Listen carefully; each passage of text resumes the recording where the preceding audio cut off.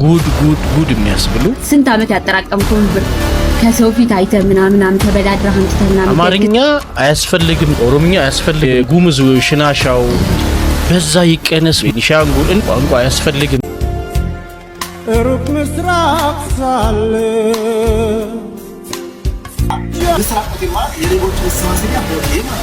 በጣም ቆንጆ ፕሮግራም ነበር። ግን ምን ዋጋ አለው ባሏ መላጣሩ እንጃለኝ መሰንበቻውን በእውቀት ብቻ ላይ የተመሰረተ ምጃ ብትወስዱ ነው ሚሻል። በጣም ያሳፍራል። ለምንድን ነው የሚያሳፍረው?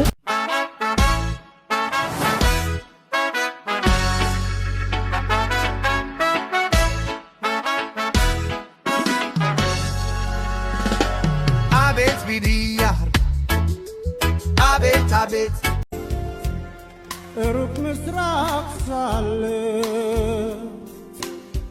ጃፓኗን ወድጄ ትዝ ትለኛለች በፍቅሯ ነድጄ ሩቅ ምስራቅ ሳለ ስልጣኔን ከባህል ጋር አዋዶ አዛምዶ በዚህ ደረጃ መሰልጠል ለኔ እንደ ጃፓን ያለ ያስብላል። የእውነት ያው ከብራዚል ጋር ያደረጉት የመጨረሻ ጨዋታቸው ይሆናል ብሎ ማንም አልገመተም። ከነበራቸው መፎካከር ካሳዩት አቅም ምናምን አንፃር መጨረሻ ላይ ግን በቃ ተሸነፉ። ለበላጩ ነው በቃ በክብር ነው የለቀቁት።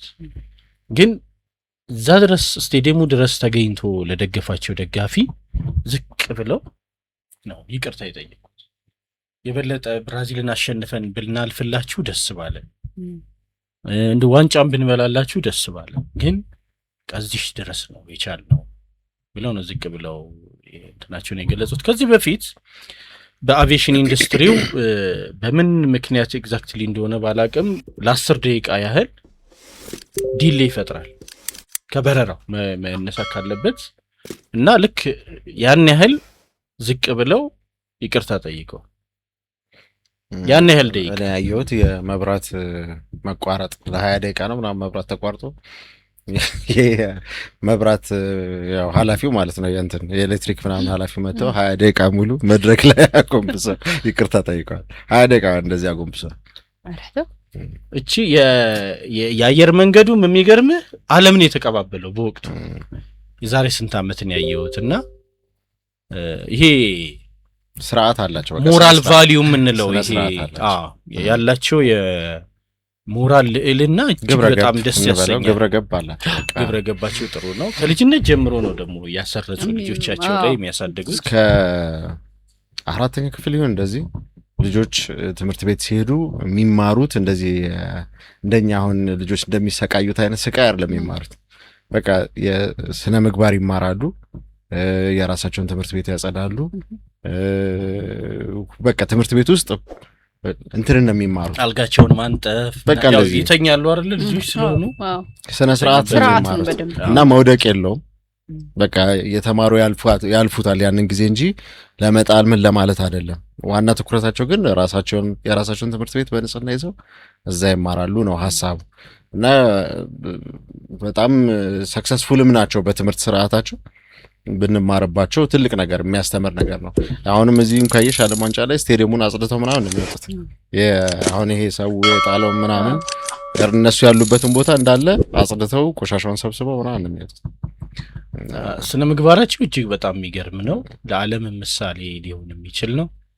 ከዚህ በፊትም እንዲሁ ተሸንፈው እንዲሁ አጽድተው ወጥተዋል ስቴዲየም። ሁሌም ነው የኮቪድ ልክ እንዳበቃ መሀል ላይ ያለ የተዘጋጀ ዋንጫ ነበር አይደል?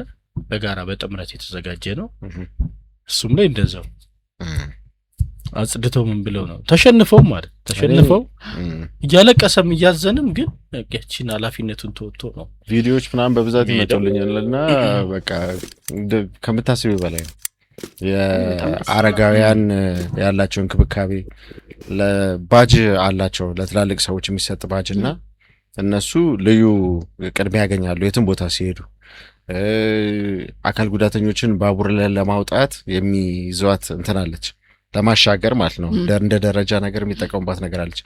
እሱ መጥቶ ከዛ በኋላ እሱን አድርጎላቸው ከወረዱ በኋላ ያን ሰብስበው ሰላምታ እንዳሁን እንዳየሹ ሰላምታ ሰጥተው በቃ ከምታስቢው በላይ ነው። እንግዲህ እኛ የምናየው ፓርት እሱን ነው። ሌላውን ፓርት አላውቅም፣ ግን የምናየው ነገር ግን ሁል ጊዜ በጣም ይገርመኛል። በቃ በጣም ስነ ስርዓት ያላቸው 60 ዓመት ሲሞሏቸው አዛውንቶቻቸው 60 ዓመት ሲሞላቸው ቀይ ክራባት ብቻ ነው የሚለብሱት። ያ እድሜያቸውን ማሳያም ነው። ቅድም እንዳለው ዘመንም የብዙ ነገር ቅድሚያ የሚያገኙበት በቃ እንደ ኢንትራንስ ፊ በቃ እንደ መግቢያ በይውና ቀይ ክራባት ያረጋሉ። ደስ የሚል ልምድ በጣም ደስ ይላል። ከነሱ ብዙ ነገር መውረስ ብንችል ደስ ይላል። ካይዘንን በርግጥ በስራ አፈጻጸም ላይ ካይዘንን ምናምን ለመተግበር ጥረት ሲደረግ ቆይቷል። ምን ደረጃ እንደደረሰ ለጊዜው አላወቅንም፣ ግን ሙከራ ሲደረግ ነበር። እንሂድ። ሲጀመር ሰርግ ምንድነው ጥቅሙ? አዝመራህን ጁንጆሮ ሲበላው ማማ ላይ ቁጭ ብለን እንደመመልከት ነው። አለቀ። በዛ ላይ ደግሞ አስበው 10 15 20 30 መኪና ሲያጅቡ ውሎ ማለት ነው። ሰኞ ጧት የታክሲ ሰልፍ ላይ ነው። በዛ ላይ ደግሞ ማለት ነው ስንት ዓመት ያጠራቀምከውን ብር ከሰው ፊት አይተህ ምናምን ተበዳድረህ አምጥተህ ምናምን ደግሰህ ማለት ነው። ምንድነው ግን ፍየል ነው እንዲያረዱት? ስጋ የሚባል ነገር እኮ የለውም ትባላለህ። እና የሰርግ ጥቅሙ ምንድነው? ሆይ ሆይታ ሰው ተሰብስቦ ስለጨፈረ ስለበላ ስለጠጣ ያውላ በስንት ጊዜ ያመጣውን ብር በአንድ ቀን ስላለቀ ነው ደስታ? ሰርግ ደስታ እሱ ነው? አስረዱኝ። ሰርግ ምንድነው ጥቅሙ? ይሄን ቪዲዮ በደንብ ኮፕሊንግ አድርጉ ፈልጌው ነው። ከቁጣውም በኋላ ኮፕሊንግ አድርጉ አለች። ግን ሐሳቡ እውነት ነው። የሆነ ያክል እውነታነት አለው። ይኸውልሽ ሁሉንም በመጥፎ ባይታይ ቆንጆ ነው። እኔ አሁን ሰርግ ካልደገሱ ሰዎች አንዱ ነኝ። ግን ሰርግ ግን ልክ አይደለም ብዬ ግን አላስብም። እኔ አላረኩትም። ያላረኩበት የራሴ ምክንያት አለ ይላል እንጂ ግን ከዛ በላይ ደግሞ አውጥታ እሱ ሌላ ጉዳይ ነው። ግን እኔ የምልሽ አሁን እንደዚህ እሷ የምትለውን አይነት ይኸውልሽ ዋና የሰርግ ዋና ዓላማ ምንድነው ብላለች አይደል? የሰርግ ዓላማ አንቺ ማብላት ወይም እንትን መብላት አይደለም ምናምን አይደለም። የሰርግ ዓላማ የሚዋደዱ ሰዎች ወይ ደግሞ ያንቺ ቤተሰቦች እና የሷ ቤተሰቦች አንድ ላይ ተገናኝተው እንዲደሰቱ ማድረግ ብቻ ነው፣ እንዲተዋወቁ። እሱ ቅልቅል አለው ለሱ ለትውውቁ መልስም አለው እሱማ። ግን ይሄ የሰርግ ዋና ዓላማው ግን የደስታሽን ቀን መጥቶ እንዲሳተፉ ማድረግ ነው። እኔና እሷ አንድ ስለሆንን ደስ ብሎናል፣ እንኳን ደስ አላችሁ ነው ዋና ሀሳቡ። ስለዚህ ሰዎች በጋራ የሚደሰቱበት ቦታ ነው እንጂ እንደዚህ ቫልዩለስም ማድረግ ጥሩ አይደለም። እሷ ያነሳችው ጥሩ ነገሮች ምን መሰለሽ? ካቀመሽ በላይ የማትችውን ነገር ለማድረግ መሞከሩ ስህተት ነው። አሁን እንዳለችው መኪና ለማንጋጋት መሞከር፣ አቅም ከሌለሽ የለሽም። ስለዚህ ተሰብስበው በቃ አንድ ላይ ቦታ የሆነ ቦታ ላይ ተቀምጠው ምሳ መብላትም ሊሆን ይችላል፣ አቅማቸው ቁርስም መብላት ሊሆን ይችላል። እኔ እንደውም ድሮ የተሳተፍኩባቸው በጣም ደስ የሚሉ ያው የሙስሊም ነው ሰርጉ፣ ግን በጣም ደስ የሚል ሰርግ ተሳትፌ ያውቃለሁ። እሽግ ምግቦች ተደርድረው እንደዚህ የተቀመጡበት ሄደሽ አንድ ታነሻለሽ። የታሸጉ ምግቦች ናቸው፣ ጣፋጭ ነገር ምናምን ያለበት ማለት ነው። ከዛ እሱን አስተሽ ሄደሽ ትቀመጫለሽ፣ የሚጠጣ ነገር ተጫጫለቅ። በቃ ሰው ግን ተሰብስቦ ምን ብሎ በቃ ኤቨንቱ ላይ ተገኝቶ ነበር። የግድ እንደዚህ በሬ በግድ የፍየል እንትን የስጋ ምናምን የሚለው ነገር ውስጥ ከገባች ባይዘይ ሰውን መስማት ከጀመረች መጨረሻ የለውም ማለት ምንም ሊል ይችላል። በደንብ ስለ ሰው አይደለም። ደግሞ ሰርግ ብዙ ጊዜ ሀሜት አያጣውም ይባላል። አይ የፈለገ ጥሩ ቢሆን ሰበብ አይጠፋውም። በፊት ያስታውስኩት እንደ ተረት ነው የሰማሁት። በእርግጥ አይቼ ምናምን አይደለም፣ ግን አንዱ ሰውዬ ባላባት ነው። ባላባት ማለት ሀብታም ማለት ነው አይደለም? አይ ስልጣን ያለው በወቅቱ ብቻ ጥሩ ሁኔታ ላይ ያለ ጥሩ ላይ ያለ ባዶ በጊዜው እና ሴት ልጁ ሊድር ብሎ እንደው አንድ ሰው አፍ ውስጥ መግባት አልፈልግም ብሎ ባለ በሌላ አቅሙ ነው ድግስ ይደገሰው እና በድግሱ ካለቀ በኋላ ሰው በላ ጠጣ፣ ምንም የጎደለ ነገር የለም። እሺ ራሱን ቀይሮ ሰውየው ሊጠይቅ ሄደ። ፕሮግራሙ እንዴት ነበር ፕሮግራሙ ሲባል በጣም ቆንጆ ፕሮግራም ነበር፣ ግን ምን ዋጋ አለው ባሏ መላጣ ነው ብለዋል ይባላል። ከምግቡ አለፈ ማለት ነው። እና አንዳንዴ እንከንም ለመፈለግ ሆን ብሎ የሚመጣ ሰው አለ። ሰርግን የምቃወም ሰው አይደለም፣ ግን መጠን አለው፣ ልክ አለው። አንዳንዴ አቅምን ቢኖርህ በጣም የተጋነኑ አሉ፣ በጣም ልክ ያልሆኑ። አሁን በዚህ ዓመት አይደለም በዚህ 2 ዓመት ውስጥ ምናምን ይርኩባቸው ሰርጎች አሉ፣ ትርጉሙ ምን እንደሆነ እስኪ ጠፋኝ ድረስ። አንዳንድ ሰርጎች ደግሞ ደስታነቱ ይጠፋና የሆነ ሰዓት ላይ በስካር ምናምን ምክንያት ብዙ ነገሮች ሲበላሹ የሚያየውባቸው ሰርጎች አሉ። እና አንዳንዴ ሁሉ ነገር ልክ አለው እንዳልከው የባል ቤተሰብና የሚስት ቤተሰብን እንዲደሰቱ እንዲተዋወቁ ጥሩ ጊዜ እንዲያሳልፉ ማድረግ ነው። ያንዳንዶቹ ግን የሀብት መለኪያ ሀብታቸውን ማሳያ የሌሎቹን ስሜት መረበሻ ሲያደርጉ ታያለህ። ይሄን ደግሞ በደንብ እኔም አስተውያለሁ። ግን በጣም ተበሳይታለች። ማን እንደበደላት ባላቅ በጣም ቅር ብሏት ነው። አቀራረብ እየተለመደ መጣ።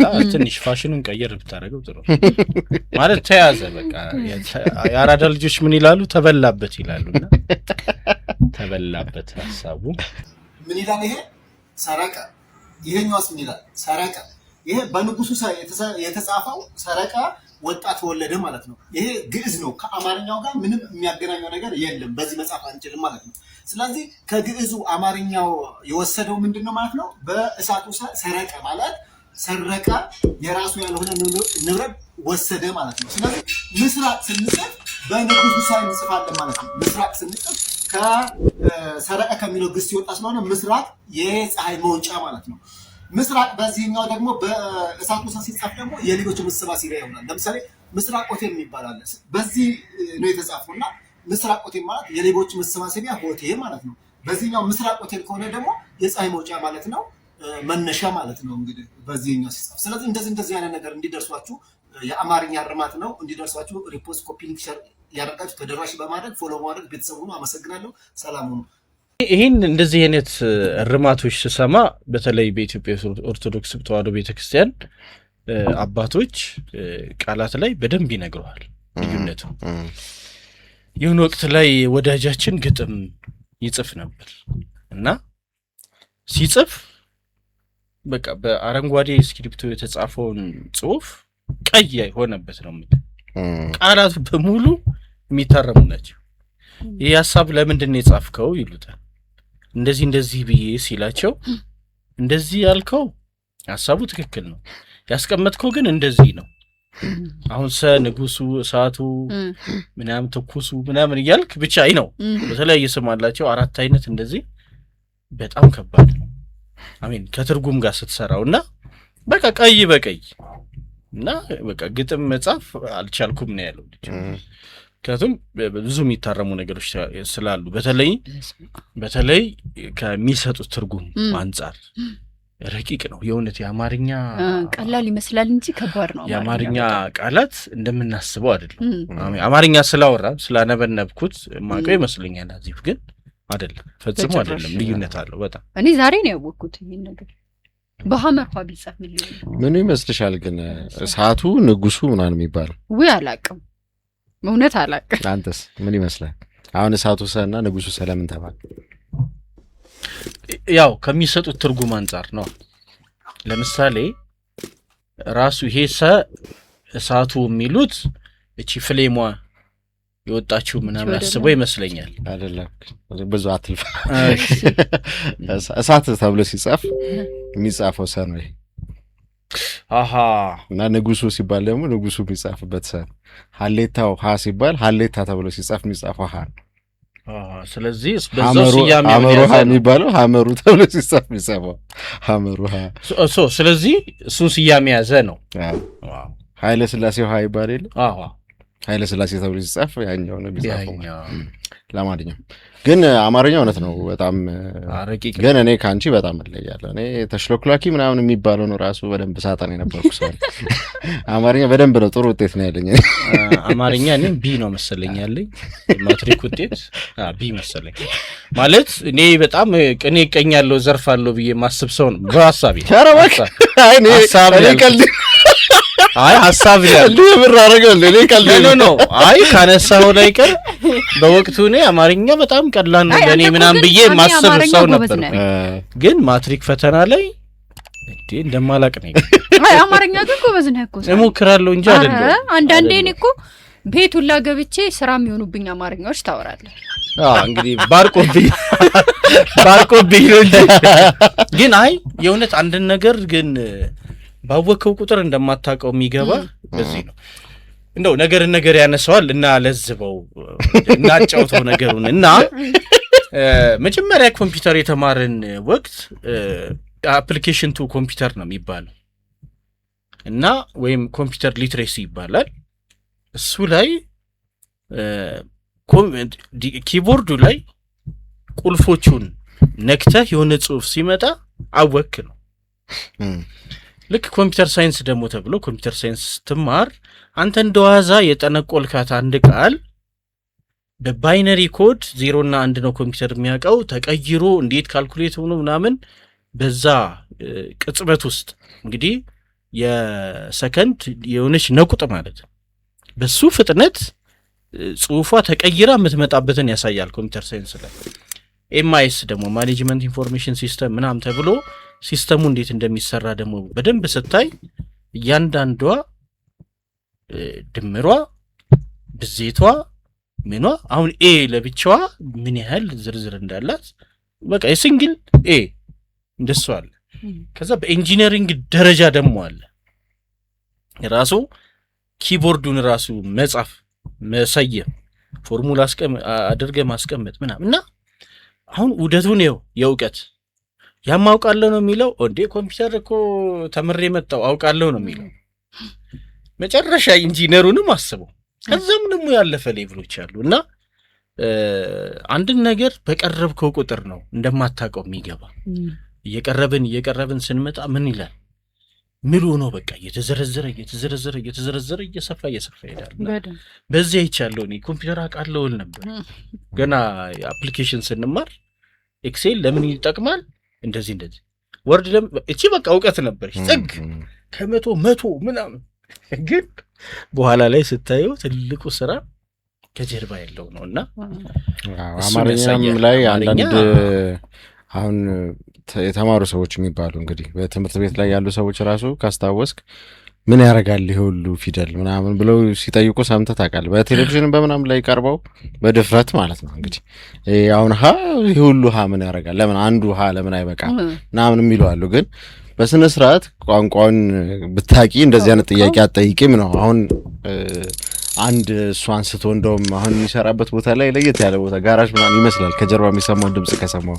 ግን እንደዛም ሆኖ ራሱ ግን አንዷን ነው እንግዲህ አንዷን የነገረ አማርኛ ምን ነው የሚል ልጅ አለ በስነ ስርዓት በቃ ጎበዝ የሆነ ልጅ ስለ አማርኛ ከዚህ በፊት አይተው ከሆነ አላውቅም። እኔ ግን ብዙ ቪዲዮዎችን አይቼለታለሁ። ጎበዝ ልጅ ነው እና ስለ አማርኛ ቃላት አመጣጥ በብዛት ይነግርሻል። ለምሳሌ ምን ይባላል አንተ ምን አፈርድሜ በላ ነው የምትለው አይባልም ምናምን ብሎ አፈርድሜ ሳይሆን አፈርድቤ ነው የሚባለው። አፈርድቤ ማለት ደግሞ የመቃብር ጋር ያለ አፈር ነው ምናምን ይልሃል ማለት ነው። በቃ ማናቀውን ነገር ነው እንዳለ። አቶ ማለት ምን ማለት ነው? አበቤቶ ነው ማለት ነው። አበቤቶ ማለት የቤቱ አባት ማለት ነው። እና አቶ የሚባለው ራሱ እሱ ትሩ ብቻ እኔ ትምህርት ቤት ነው የሚሆንብኝ። የእሱ እንትን በጣም ጎበዝ ነው።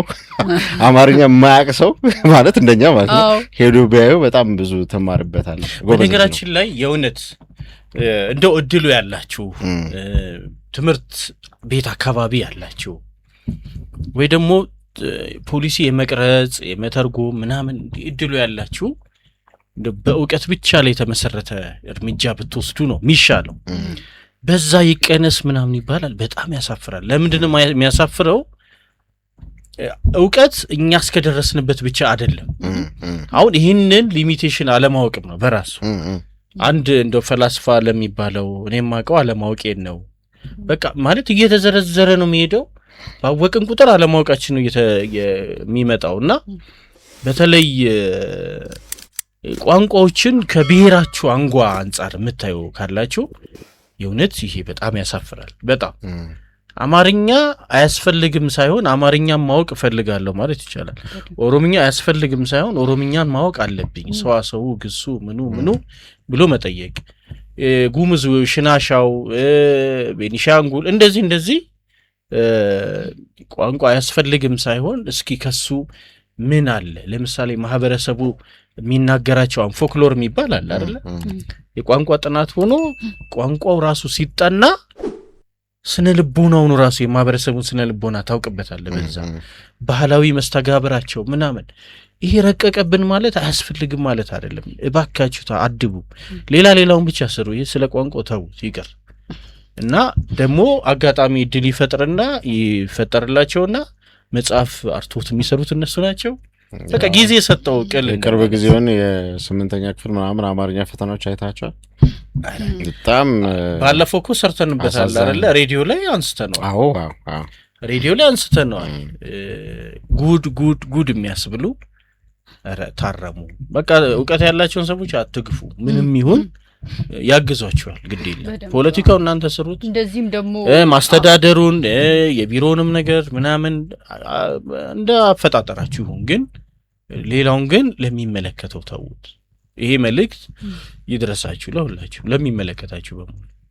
አመጣ ፍቅር ፍጃውን እንጃልኝ መሰንበቻውን እኔ እንጃልኝ መሰንበቻውን ቀልዱን ተየቀን ቅዤቱ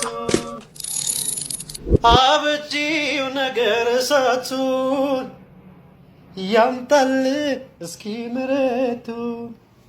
ዋ እንግዲህ ይህንን የመሰለ ቆይታ አደረግን በጋራ በሚያስደስተው ስንደሰት፣ ቁም ነገር ባለው ደግሞ የተወሰነ ያለችንን የአቅማችንን ስንወረውር በጋራ ከእናንተ ጋር ስንወያይ ቆየን። ይህንን ይመስል ነበረ። እናንተስ የምትሉን ነገር ያለ ከሆነና ከወደዳችሁ እንግዲህ ሀሳብ አስተያየት መስጫው ላይ አኑሩልን።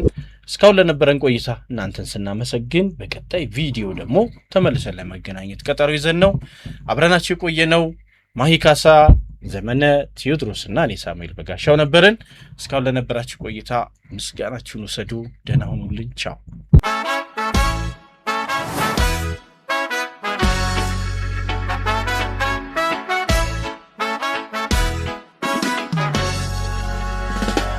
አቤት ቢዲያር አቤት